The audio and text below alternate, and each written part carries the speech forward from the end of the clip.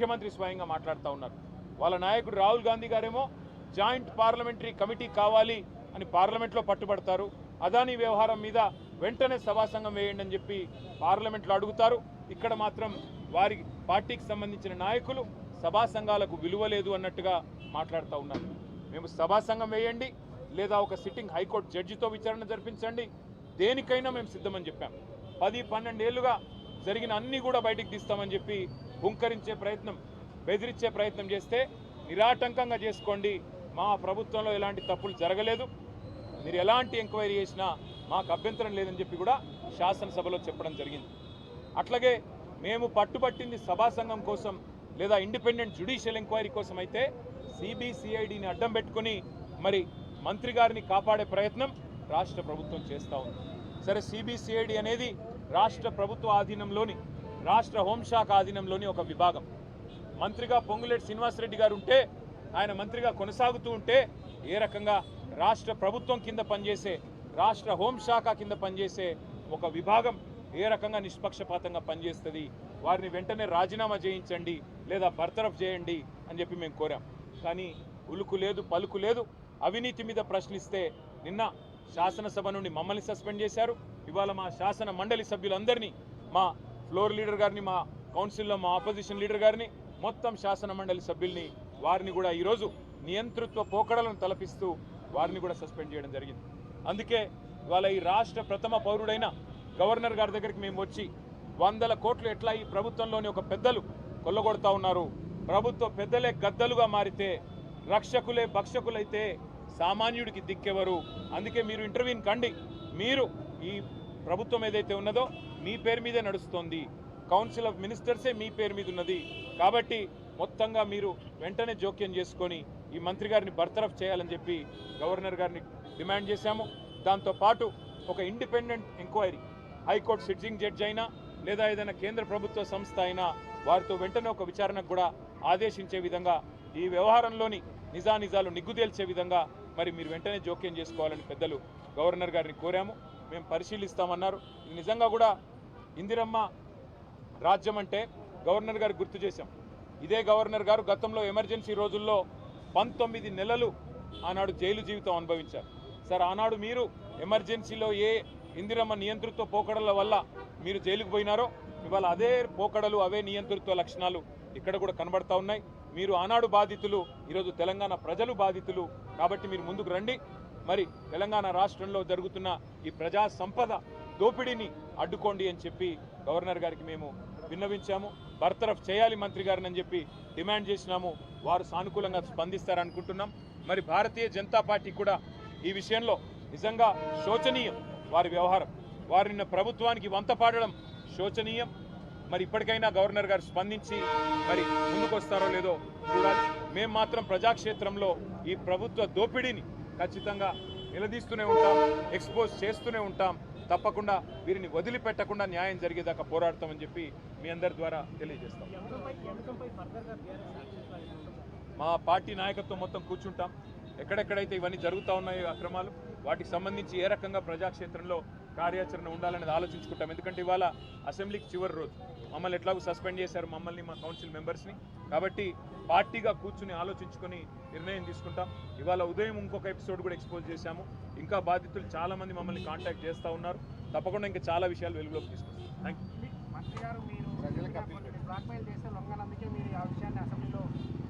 బ్లాక్మెయిల్కి brand అంబాసిడరే రేవంత్ రెడ్డి గారు. RTI అనే ఒక చట్టాన్ని అడ్డంగా పెట్టుకొని రైట్ టు ఇన్ఫర్మేషన్ని రూట్ టు ఇన్కమ్గా మార్చుకున్నదే రేవంత్ రెడ్డి గారు. కాబట్టి బ్లాక్మెయిల్ ఆయనకు తెలిసినంతగా ఈ దేశంలో బహుశా ఎవరికి తెలియదు. కాబట్టి ఆయన మాట్లాడితే దయ్యాలు వేదాలు వల్లించినట్టుంటుంది. అంతకంటే ఎక్కువ నేను చెప్పను. ప్రభుత్వం మీది, మీరు ఏ విచారణ చేయాలనుకుంటే ఆ విచారణ చేయవచ్చని చెప్పి నిన్ననే మా పార్టీ తరఫున చెప్పాం. మీరు ఏ ఎంక్వైరీ, ఏ అంశం మీద వేయాలనుకున్నా మేము దాన్ని స్వాగతిస్తాము, సహకరిస్తాము. తప్పకుండా పూర్తి స్థాయిలో మేము ముందుకు వస్తున్నాం. అట్లాగే నిన్న మేము మా శాసనసభాపక్షం నుంచి ముఖ్యమంత్రి గారికి ఉత్తరం రాసాం. ఆయన బాగా ఉబలాట పడుతున్నాడు, మీరిద్దరు ఉత్తరం రాయండి, నేను ఎంక్వైరీ చేస్తా అన్నాడు. మేము ఇద్దరం కాదు, మొత్తం 40 మంది ఉత్తరం రాసినాం. చేయండి, ఏ ఎంక్వైరీ చేస్తారో చేయండి. అమృత్ కుంభకోణం మీద, టీడీఆర్ కుంభకోణం మీద, సింగరేణి కుంభకోణం మీద, హిల్ట్ కుంభకోణం మీద మేము దాదాపు 14 అంశాలు, హ్యామ్ స్కామ్ మీద, అన్నిటి మీద మేము ఆధారాలు ఇవ్వడానికి రెడీగా ఉన్నాం. ఏ ఎంక్వైరీ చేస్తావో అయ్యి మొత్తం ఆధారాలు మీ చేతుల్లో పెడతాం. ఏ యాక్షన్ తీసుకుంటావు? నిన్న చెప్పే ఒక డైలాగ్, రేవంత్ రెడ్డి కుటుంబమైన శ్రీనివాస్ రెడ్డి కుటుంబమైన ఎవరిని ఉపేక్షించను చర్య తీసుకుంటా అన్నావు. ఆధారాలతో సహితంగా ఇవాళ ఉదయం రెవెన్యూ మంత్రి గారి కుంభకోణాన్ని బయటపెట్టాం. సతీష్ షా, పల్లవి షా వాళ్ళు పాపం బాధితులు ఇవాళ మీ ముందే మాట్లాడారు మీడియా ముందు. దమ్ముంటే చర్య తీసుకొని ముఖ్యమంత్రి గారు చూపెట్టాలని చెప్పి కూడా మేము డిమాండ్ చేస్తాం. हमारे बाकी लोग बोलेंगे.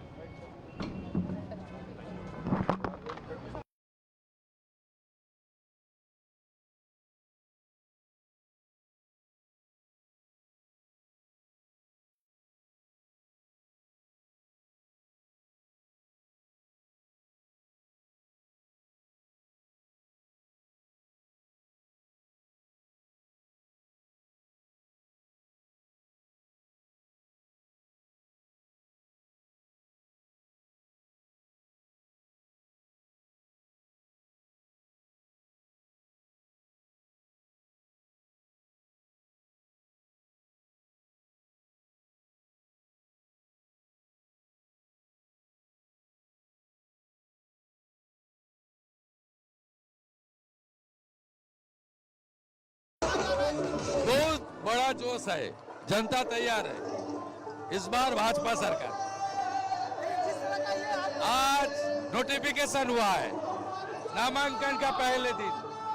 आज ही जिस तरीके से उत्सव का माहौल ये पूरा बंगाल में चलेगा 4 मई तक, बड़ा बहुमत से बीजेपी का सरकार बनने वाला है। जिस तरह से नंदीग्राम को लेकर आप भवानी को नंदीग्राम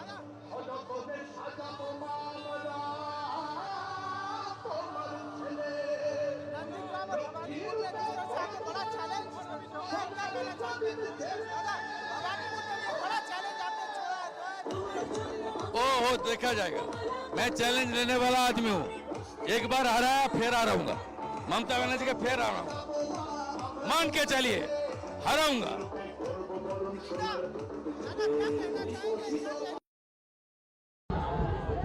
देखिए भागुआ सुनामी, कमल खिलेगा। मोदी जी का आशीर्वाद में एक नया सरकार आएगा जो भारतीय संस्कृति, सनातन संस्कृति और विकासवाद के ऊपर काम करेगा। मोदी जी ने ब्रिगेड में बताया सबका साथ, सबका विकास भी होगा और भ्रष्टाचारी का हिसाब भी होगा। करप्शन के अलावा इन्फिल्ट्रेशन एक बड़ा बात भी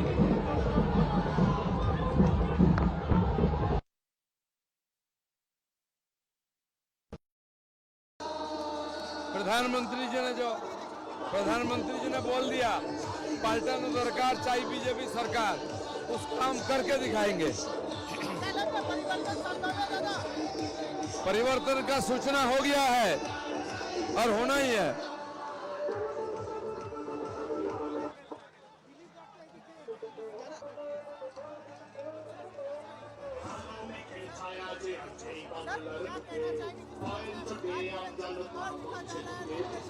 इस बार बंगाल में सत्ता परिवर्तन तय है।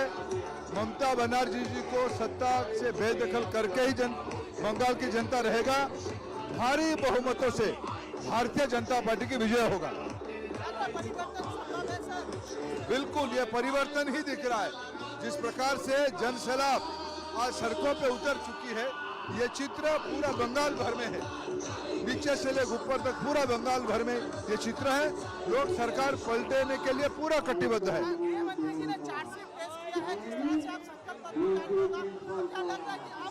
हम बंगाल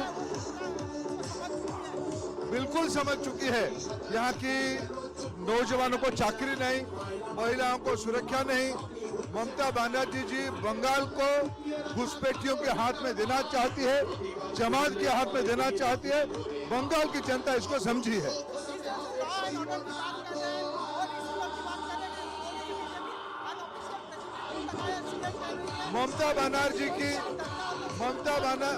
ममता बनर्जी सत्ता से जा रही है, उसकी भय से वो झूठ बोल रही है।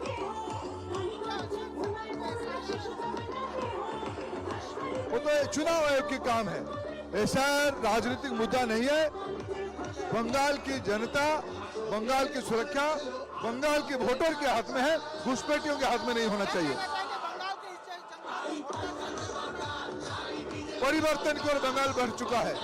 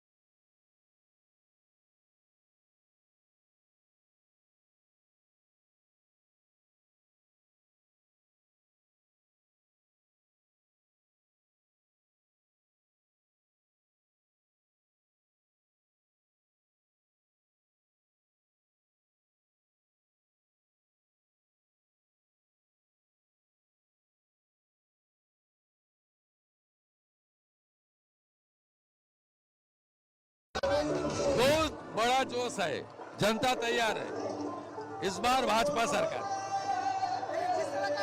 आज नोटिफिकेशन हुआ है नामांकन का पहले दिन। आज ही जिस तरीके से उत्सव का माहौल ये पूरा बंगाल में चलेगा 4 मई तक, बड़ा बहुमत से बीजेपी का सरकार बनने वाला है। लेकिन जिस तरह से नंदीग्राम को लेकर आप भवानीपुर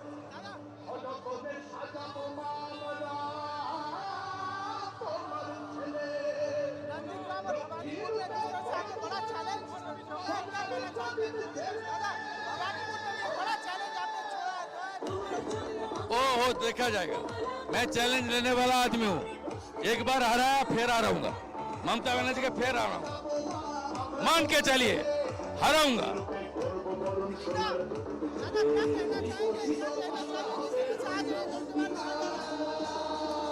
प्रधानमंत्री जी ने बोल दिया पलटन सरकार चाहे बीजेपी सरकार, उसको हम करके दिखाएंगे।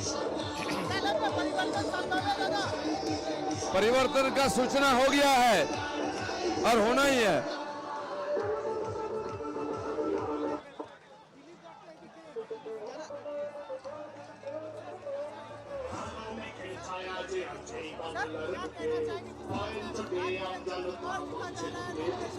इस बार बंगाल में सत्ता परिवर्तन तय है। ममता बनर्जी जी को सत्ता से बेदखल करके ही बंगाल की जनता रहेगा। भारी बहुमतों से भारतीय जनता पार्टी की विजय होगा। बिल्कुल, ये परिवर्तन ही दिख रहा है।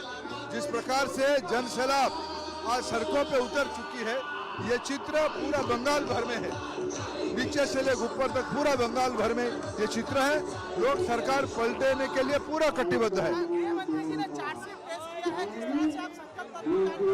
आपको क्या लग रहा है कि आप हम बंगाल बिल्कुल समझ चुकी है। यहाँ की नौजवानों को चाकरी नहीं, महिलाओं को सुरक्षा नहीं।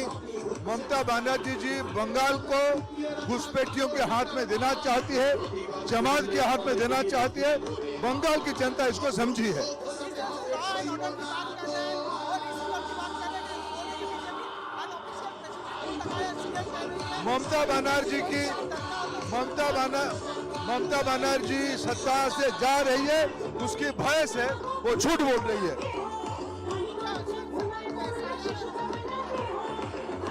वो तो चुनाव आयोग की काम है, ऐसा राजनीतिक मुद्दा नहीं है। बंगाल की जनता, बंगाल की सुरक्षा बंगाल के वोटर के हाथ में है, घुसपैठियों के हाथ में नहीं होना चाहिए।